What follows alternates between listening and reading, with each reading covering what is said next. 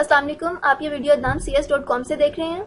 मेरा नाम जुबैरिया अशरफ है और इस वीडियो में मैं आपको विंडोज़ 10 के दो अहम फीचर्स के बारे में बताऊंगी, जिसमें है एक हमारे पास जो विंडोज़ 10 की स्टैंडर्ड सेटिंग्स एप्लीकेशन है उसके बारे में और दूसरा एक्शन सेंटर के बारे में। लेकिन पहले हम एक्शन सेंटर को देखते हैं कि एक्शन सेंटर क्या है। आपके टास्क बार पर आपको ये नज़र आ रहा होगा, ये हमारे पास एक्शन सेंटर है। इसके ऊपर ज़रा क्लिक करते हैं। एक्शन सेंटर हमारे पास दो पर्पज़ के लिए इस्तेमाल होता है। पहले तो ये हमारे पास नोटिफिकेशंस के लिए इस्तेमाल होता है। हमारे पास जो भी नोटिफिकेशन आता है, जैसे कि हमारा कंप्यूटर रिस्क पर है तो हमें यहाँ पर नोटिफिकेशन मिल जाएगा कि your computer is at risk and scan now. या हमारे पास एक मेल की एप्लीकेशन है और उसमें हमने माइक्रोसॉफ्ट ऑनलाइन अकाउंट के साथ साइन इन किया हुआ है अपने कंप्यूटर पर, तो वहाँ पर जो भी ईमेल आएगी उसका नोटिफिकेशन भी हमें यहाँ पर मिल जाएगा। और दूसरा है कि एप्लीकेशन स्पेसिफिक नोटिफिकेशंस के लिए भी हमारे पास एक्शन सेंटर यूज़ होता है। कुछ कंट्रोल्स ऐसे हैं जिनको हम क्विक एक्सेस कर सके, तो वो तमाम क्विक एक्सेस कंट्रोल्स भी यहाँ पर एक्शन सेंटर में मौजूद होते हैं। जैसे मैं अगर इसको एक्सपेंड करूँ तो आप देखेंगे कि यहाँ पर और भी कंट्रोल्स हैं। अच्छा, अब हम अपनी दूसरी चीज़ जो मैंने बताया था कि हम स्टैंडर्ड सेटिंग्स एप्लीकेशन को देखेंगे, तो मैं यहाँ से ही स्टैंडर्ड एप्लीकेशन पर जाती हूँ।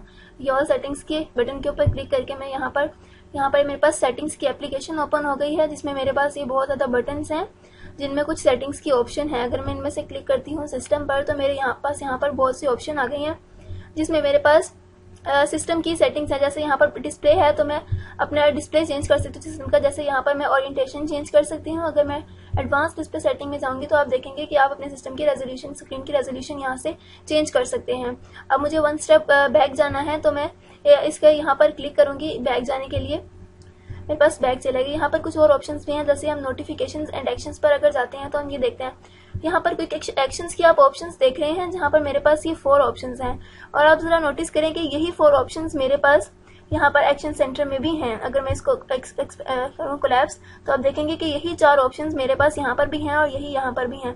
चूँकि मुझे अपनी इन ऑप्शंस को क्विक एक्सेस करना होता है, इन कंट्रोल्स को क्विक एक्सेस करना होता है, तो मैं इसलिए इसको यहाँ पर रख लेती हूँ। अब जैसे कि अगर देखें कि मुझे कनेक्ट की एप्लीकेशन जो है, कनेक्ट का जो कंट्रोल है, इसको मुझे हर रोज़ इस्तेमाल नहीं करना होता, तो मैं इसको यहाँ से अगर चेंज करना चाहूँ तो मैं यहाँ पर क्लिक करूँगी और जो सा मुझे रोज़ इस्तेमाल करना होता है, जैसे मैं बैटरी सेवर को कर लेती हूँ चेक, तो मेरे पास अब यहाँ पर जो 4 कंट्रोल्स हैं यही यहाँ पर मुझे अपीयर हो रहे होंगे उसके ऊपर। लेकिन जो बाकी कंट्रोल जो मैंने यहाँ से हाइड किया वो मुझे यहाँ पर इसको एक्सपेंड करने से यहाँ पर मिल जाएगा। जैसे मैंने यहाँ पर कनेक्ट से चेंज किया था तो कनेक्ट मेरे पास अब यहाँ पर आ गया है और एक्सपेंड में मेरे पास यही 4 कंट्रोल्स बाकी हैं।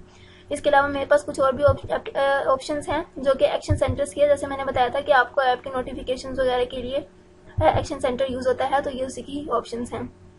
इसके अलावा हमारे पास यहाँ पर और भी ऑप्शंस हैं, जैसे अबाउट है। अबाउट आपको आपके सिस्टम की इन्फॉर्मेशन देता है कि आपके सिस्टम का नेम क्या है, इसमें इंस्टॉल्ड रैम कितनी है, किस टाइप का प्रोसेस है, ये सारी इन्फॉर्मेशन अबाउट में अपीयर होती है।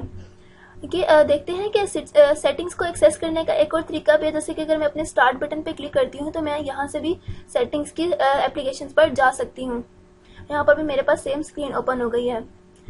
अगर आप विंडोज़ के पुराने यूज़र हैं तो आप कंट्रोल पैनल को देख रहे होंगे, क्योंकि हमारे पास इसकी कॉन्फ़िगरेशन करने के लिए अपने सिस्टम की 2 ऑप्शन होती है कंट्रोल पैनल की।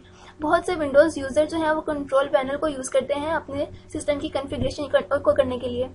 लेकिन ये सेटिंग्स की जो स्टैंडर्ड एप्लीकेशन है, इसमें आपको अपने सिस्टम की कॉन्फ़िगरेशन करना बहुत ईजी हो जाता है, क्योंकि यहाँ पर तमाम ऑप्शंस हैं।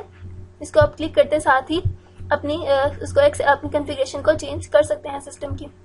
लेकिन अगर हम कंट्रोल पैनल को देखते हैं तो कंट्रोल पैनल को इसमें विंडोज़ 10 में आपको एक्सेस मिलेगी कि आप स्टार्ट बटन पर जाएंगे।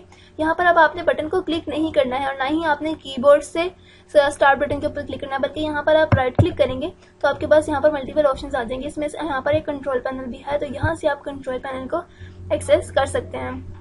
अब आप देखिए कि कंट्रोल पैनल में जो है कॉन्फ़िगर करना चीज़ों को थोड़ा मुश्किल हो जाता है, क्योंकि इसमें बहुत ज़्यादा ऑप्शंस होती हैं। जैसे मैं यहाँ पर अगर जाऊँ सिस्टम एंड सिक्योरिटी में तो मेरे पास यहाँ पर बहुत सी ऑप्शंस हैं।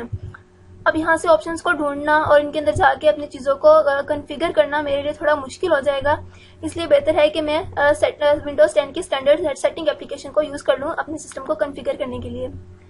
लेकिन कंट्रोल पैनल भी थोड़ा ठीक है कि अगर मैं इसमें करूँ कि रेजोल्यूशन करूँ, अगर मैं यहाँ पर सर्च कर लूँ, जैसे कि मुझे रेजोल्यूशन को सर्च करना है तो मैं कुछ रेजोल्यूशन अगर सेट करनी है तो उसको सर्च कर लूँ, तो यहाँ पर मेरे पास कुछ ऑप्शंस आ जाएंगे। यहाँ पर जाके मैं अपनी स्क्रीन की रेजोल्यूशन को एडजस्ट कर सकती हूँ। लेकिन फिर भी हम अगर विंडोज़ की स्टैंडर्ड एप्लीकेशन को, सेटिंग्स की स्टैंडर्ड एप्लीकेशन को यूज़ करें तो उससे चीज़ों को कॉन्फ़िगर करना आसान हो जाएगा। तो इस पूरे ट्यूटोरियल में हमने 3 अहम चीज़ों को देखा, जिसमें हमने action centre, standard setting application और कंट्रोल पैनल को देखा। इन्हीं चीज़ों को डिटेल में आगे आने वाले ट्यूटोरियल्स में देखेंगे।